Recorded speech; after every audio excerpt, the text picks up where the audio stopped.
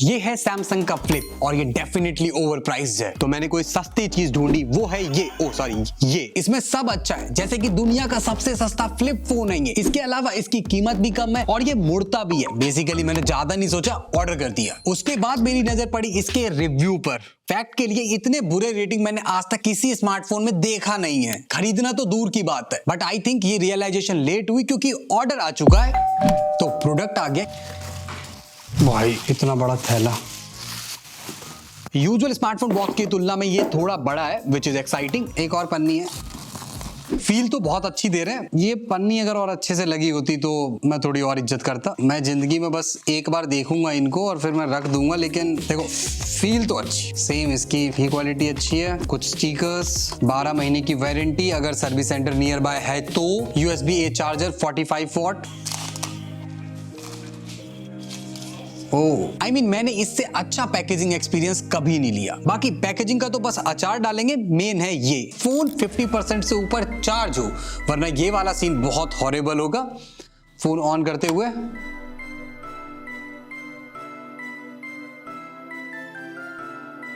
Okay, it's look like थोड़ा ज्यादा time ले रहा है।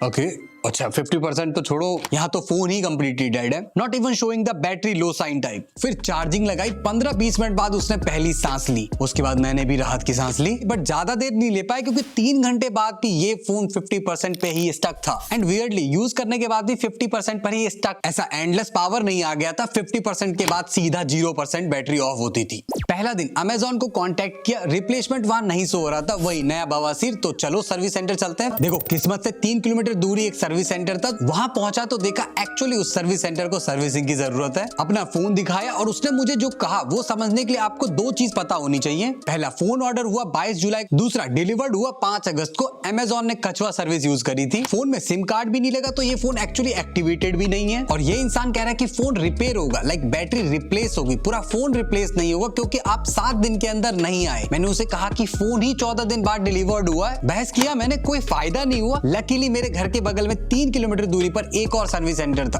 43 किलोमीटर की दूरी पर। He was nice and wise. उसने कहा सॉफ्टवेयर फ्लैश ट्राई करते हैं, नहीं होता है तो फोन रिप्लेस किया जाएगा। 6 दिन बाद रिप्लेसमेंट यूनिट आती है and here is the unboxing again. अच्छी बात यह है कि मैन्युफैक्चरिंग डेट जुलाई 2024 है एंड अभी अगस्त चल रहा है। लास्ट वाले में ऐसा नहीं था। वाओ लुक, यहाँ 63% देख पा रहा हूँ। पहला डर तो गया। इसको चार्ज में लगा के देखते हैं इससे बढ़ता है कि नहीं। शुक्र है ये सॉल्व हुआ। 90 दिन बाद मिलते हैं। सो मैं इस फोन को 90 दिनों से यूज कर रहा हूँ and I kind love it. But please आप ना खरीदो तो अच्छा है। धीरे धीरे एक्सप्लेन करता हूँ व्हाट आई एक्चुअली मीन। सबसे पहले एक ओवरव्यू ऑन पेपर कंपैरिजन देखते हैं। नॉर्मली 25,000 में क्या मिलता है और ये लोग क्या ऑफर कर रहे हैं। एंड डोंट मिस द ये एक्स्ट्रा पर्क सेक्शन क्योंकि इसका हुकुम का इक्का वहीं पर है। शुरुआत इसके डिस्प्ले से करते हैं। यहाँ स्पेक्स वाइज हमें सिमिलर ही मिलता है, जैसे कि 120 हर्ट्ज का फुल HD डिस्प्ले। और टेक्नो वाले का बेस्ट पार्ट ये है कि ये LTPO भी है। सो ऐसे दोनों ही बेस्ट व्यूइंग डिस्प्ले और इसके लिए काफी बड़ी बात है क्योंकि ये फोल्ड हो जाता है। बाकी वीडियोस देखने का एक्सपीरियंस ये नॉर्मल फोन्स में ज्यादा होता है क्योंकि टेक्नो वाले में आपको क्रीज देखने को मिलती है और ये क्रीज काफी विजिबल है। और इसका क्रीज सैमसंग फ्लिप 6 की तुलना में मैं सैमसंग को इतना ही कहूंगा, भाई प्लीज थोड़ी और ज्यादा मेहनत कर लो। बाकी नॉर्मल जिंदगी में जब आप कंटेंट से हुक हो जाते हो तो फिर आप इसको मतलब गायब समझो। धूप में इसकी डिस्प्ले थोड़ी कम ब्राइटेड लगेगी कंपेयरिंग टू आज के 25,000 के फोन्स। और ये डिस्प्ले प्लास्टिक की है रेदर ग्लास से। इससे व्यूइंग एक्सपीरियंस पे कुछ फर्क नहीं पड़ता, बट टच करते वक्त यू विल फील कि डिस्प्ले सॉफ्ट है, तो ऐसे फार्म फील नहीं आती टाइटनेस वाली। और ग्लास वाले पे फिंगर अच्छा ग्लाइड करता है, इस पे थोड़ा रेजिस्टेंस फील होता है। बट आदत इसकी भी हो जाएगी और कुछ हफ्ते बाद एक्चुअली फर्क नहीं पड़ेगा। तो ओवरऑल डिस्प्ले डाउनग्रेड है कंपेयरिंग टू नॉर्मल स्मार्टफोन के। और हाँ, अभी हमने इसके फ्रंट डिस्प्ले की बात नहीं करी है, वो हम इसके एक्स्ट्रा पर्क सेक्शन में करेंगे।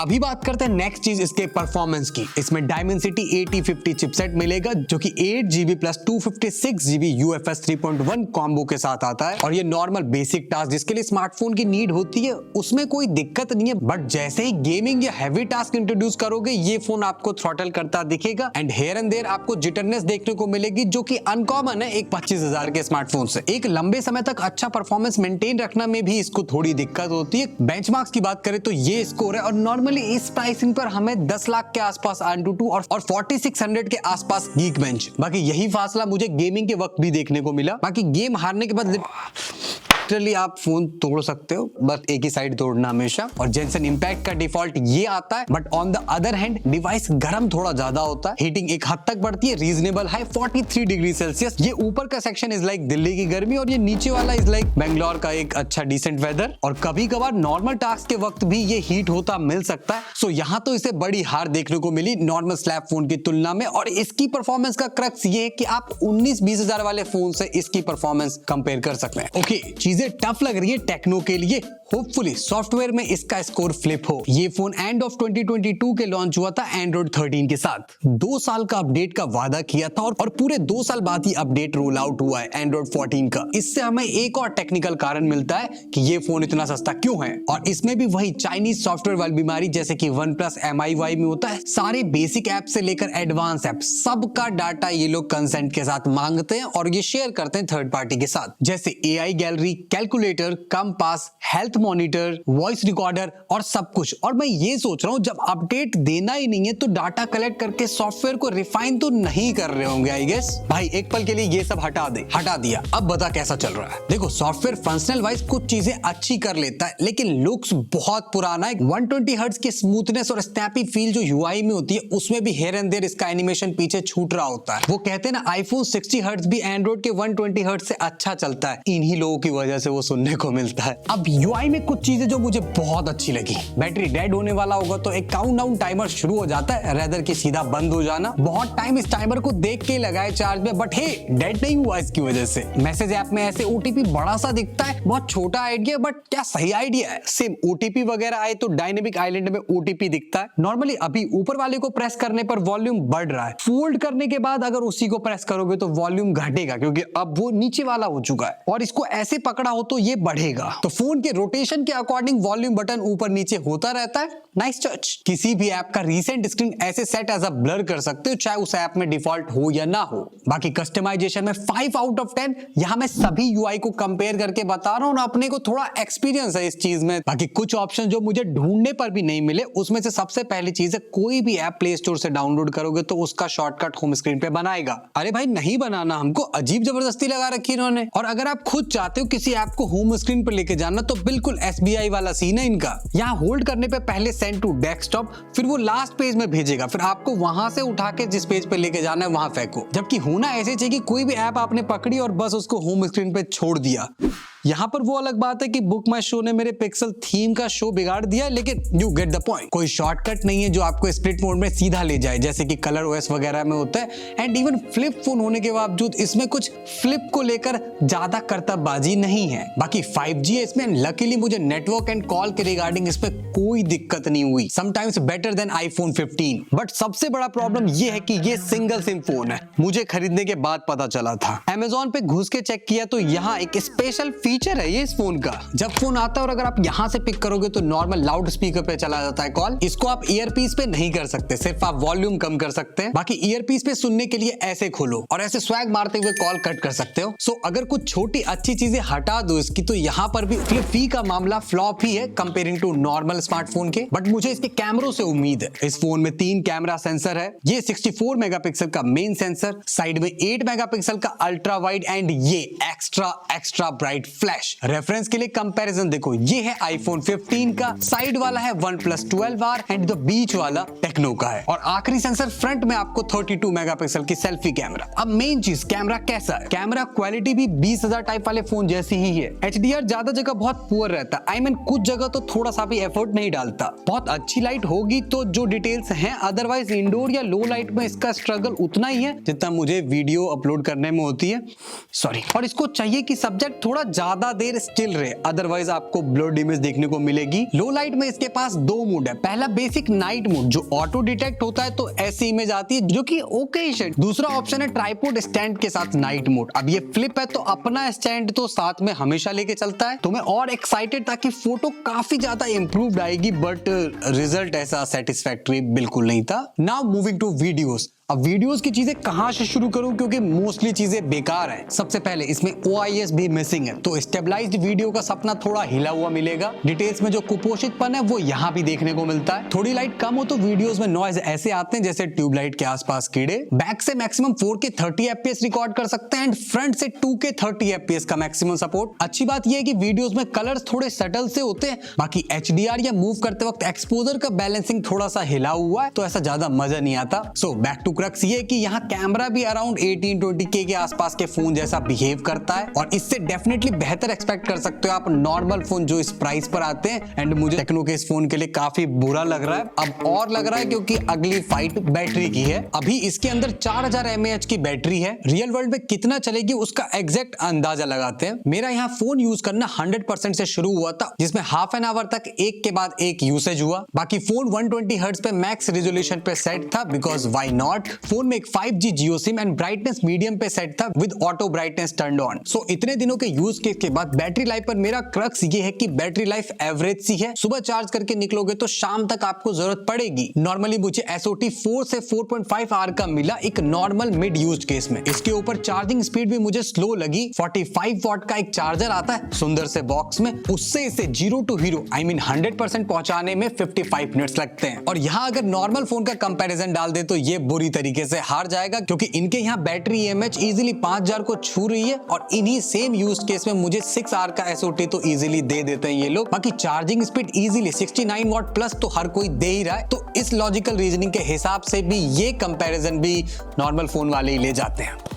अब बात करते हैं एक्स्ट्रा पर्क्स की। नॉर्मल फोन्स ने फेंका IP65 और मे बी IP68 और यहाँ टेक्नो वालों ने हुकुम का इक्का फेंका कि हम मुड़ते हैं भाई। क्रेजी। अब मैं बताता हूँ how it feels like using the Tecno flip. अच्छी फीलिंग्स पहले। Flip phones is all about form factor and majorly part में मुझे ये पसंद आया, क्योंकि किसी भी जेब में आ जाता है, चाहे जेब मेंस की जींस की हो या वुमेन की। मैं वुमेन जींस नहीं पहनता, बट कुछ लोवर तो होते ही हैं जिनकी जेब नाम मात्र होती है। और स्कूटी चलाते वक्त नॉर्मल फ्लैट फोन्स जेब से ऐसे बाहर झांकते हैं कि अभी जंप मार देंगे, बट इसमें काफी सेफ साउंड करता है। कुल मिलाकर मेरे पर्स से छोटा है तो जेब में इजीली फिट हो जाता है, जिसके कारण जब मैं इसे यूज नहीं कर रहा होता तो जेब में ही जाता है। वही नॉर्मल स्लैब फोन ऐसे मौकों पर मेरे हाथ में ही रहते थे। इससे फोन से थोड़ी दूरी रहती है and over time I like it. Flip होने की वजह से इसमें 2 डिस्प्ले आती है। इंटरनल की बात कर ली, अब इसकी बात करते हैं। ये 1.3 इंच का एमोलेड पैनल है। लुक्स लाइक टेक्नो वालों ने एक स्मार्ट वॉच चिपका दी इसकी बैक साइड पर। सबसे पहले नॉर्मल स्टेट में AOD रखता है, डबल टैप करने पे अनलॉक हो जाता है और बैक कैमरे से फेस रीड करके फोन को अनलॉक भी कर देता है। नीचे स्वाइप करने पर नोटिफिकेशन दिखाता है, ऊपर से स्वाइप करने पर ऐसा नेविगेशन कंट्रोल आता है। होम से लेफ्ट स्वाइप करने पर मीडिया प्लेबैक आएगा और राइट जाने पर आपको कुछ ऐप के एक्सटेंशंस मिलेंगे। इनको आप अपने अकॉर्डिंग दाएं बाएं लगा सकते हो और टोटल यही ऑप्शंस हैं। अब एक्चुअल में मेरे काम आया नोटिफिकेशन देखने में, म्यूजिक स्किप करना, सेल्फी लेना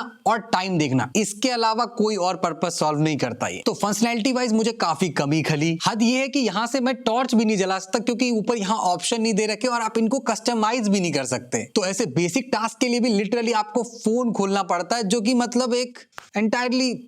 बाकी काश ऐसे NFC या UPI पेमेंट कर पाते इसी फॉर्म में। ये फोन जेब में है, इसका मतलब आपके पास हमेशा एक फोन स्टैंड है, जो कि काफी हैंडी होता है। तो अपनी लाइफ डॉक्यूमेंट करना, जैसे जिम या डांस की वीडियोस बनानी है, और जो आपके फोन का सबसे मेन सेंसर है उससे खुद की वीडियोस रिकॉर्ड करना, खुद को देखते हुए, उसका सुख अलग ही है। कहीं भी टाइम लैप्स बनाना या इवन नॉर्मल फ्लैशलाइट ऑन करके रख दो और साइड में अपना काम करो, वीडियो कॉल करते वक्त। एंड लास्ट ऐसे फॉर्म में YouTube वीडियोस देखना। सो ऐसे में कप या ग्लास से सिर्फ पानी पीने के काम आता है, रेदर फोन का स्टैंड बने बैठे हैं। नेक्स्ट ये फॉर्म फैक्टर डेफिनेटली मुझे एक्साइटिंग, काफी एस्थेटिकली आई प्लीजिंग लगा। टेक्नो वालों ने इस डिवाइस की फील काफी अच्छी बनाई है, बिल्कुल फ्लैगशिप टाइप, जो नॉर्मल 25-30K के सभी फोन मीट नहीं कर पाते हैं। नेक्स्ट है इस फॉर्म फैक्टर की वजह से मेरा फोन यूसेज कम हो जाता है, क्योंकि आपको बार बार ऐसे खोलना पड़ता है जब भी यूज करना हो। And in the long run ये एक छोटा सा बैरियर की तरह काम करता है। ऐसा फील देगा जैसे लैपटॉप वगैरह बंद करते हैं ना, और उससे हम सेपरेट आउट फील करते हैं। So it's a win win situation for all. But इसको मत खरीद लेना कि स्क्रीन ऑन टाइम ड्रेस्टिकली कम हो जाएगा, क्योंकि SOT कम करने के लिए पहले नंबर पे आएगा माइंडफुलनेस, और ये आएंगे चौथे 5वें नंबर पे ये प्रोडक्ट। और हाँ, ऐसा शो ऑफ नहीं कर रहा, इसमें मुझे 2 कमेंट्स एक्स्ट्रा दिखते हैं नॉर्मल प्लेटफॉर्म्स की तुलना में, which is actually good thing और bad thing, decide yourself. Okay, इसके मुड़ने के कारण ये बहुत अच्छी चीजें लेके आता है, बट ऑफर वहीं तक नहीं रुकता। इसके साथ कुछ बुरी चीजें भी आती हैं। अब उसकी बात करते हैं। सबसे पहला, बहुत लोगों को पता नहीं होगा बट इस पे आप कोई टेम्पर्ड वगैरह नहीं लगा सकते और डिस्प्ले भी काइंड ऑफ प्लास्टिक है, तभी ये मुड़ पाती है। तो प्रॉब्लम ये है कि इस पे मार्क्स वगैरह बहुत इजीली आ सकते हैं, तो आपको बहुत केयरफुल होकर यूज करना पड़ता है। और दूसरा, मार्क्स वगैरह आ गए तो वो टेम्पर्ड चेंज वाला हिसाब तो है नहीं। और मेरी लाइफस्टाइल को मद्देनजर रखते हुए ये एक थोड़ा डाउन साइड है, तो बहुत तमीज से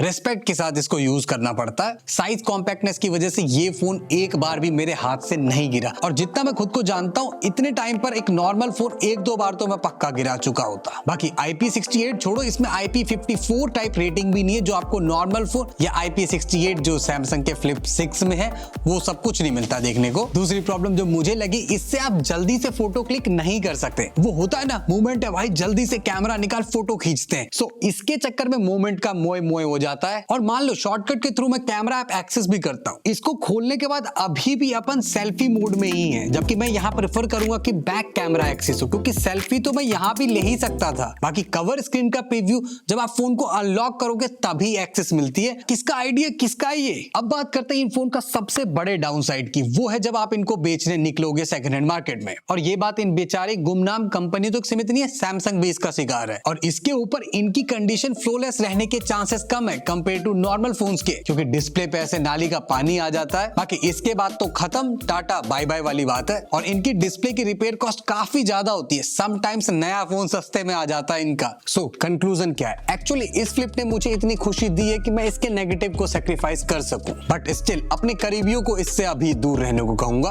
बाकी इस टेबल को देख कर हम इजीली समझ सकते हैं इस प्राइसिंग पर हमें नॉर्मल स्लैब फोन्स हमेशा अच्छे देखने को मिलेंगे, बशर्ते सेल्फीज आपकी प्रायोरिटीज हैं। और ये बात सच है सैमसंग फ्लिप 6 के लिए भी, क्योंकि ओवरऑल ये कैटेगरी अभी top of the line cameras और बैटरीज आपको लाके नहीं देगी। बाकी ये फोन उनको लेना चाहिए जो ऐसे नॉर्मल स्लैब फोन से बोर हो गए और थोड़ी केयरिंग के साथ फोन यूज करते हैं, बशर्ते आपके पास बजट हो ऐसे दो फोन खरीदने का, क्योंकि यहाँ फ्लिप का रिवॉर्ड है बट रिस्क भी है। लेकिन इससे ज्यादा रिस्क लेती है स्मार्ट वॉच वाली कंपनी, और इनके रिस्क के चक्कर में भुगतना हमें पड़ता है। पूरी स्टोरी के लिए ये वाली वीडियो देखें।